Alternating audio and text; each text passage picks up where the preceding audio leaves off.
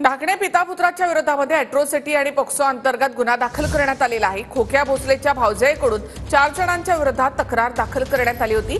यानंतर आता पोलीस उपअधीक्षकांकडून घटनास्थळावर तपास सुरू करण्यात आलाय। बीडचे पोलीस उपअधीक्षक बाळकृष्ण हानपुडे शिरूरच्या बावी गावामध्ये दाखल झाले। अधिक माहितीसाठी आपण थेट जाऊयात आमचे प्रतिनिधी ज्ञानेश्वर लोंढे यांच्याकडे। ज्ञानेश्वर, काय एकूणच प्रकरण?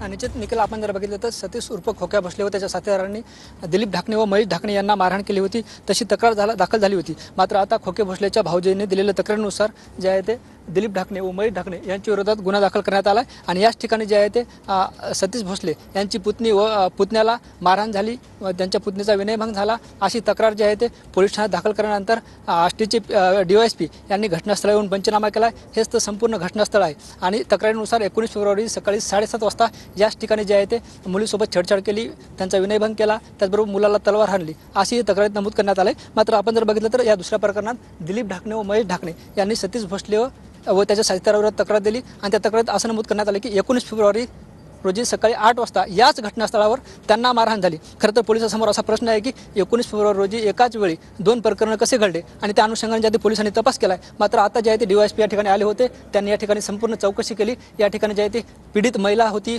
पीडित मुलगी होती, त्याचबरोबर पीडित फिर्यादीचा जे आहे ते मुलगाही होता आणि DYSP आता तपासणी केली आणि या पंचनामा केलाय आणि नेमकं या प्रकरणात आता पोलीस कसा शोध लावतात हे पाहणं महत्त्वाचं ठरणार आहे। निखिला, धन्यवाद ज्ञानेश्वर एकूणच माहितीबद्दल।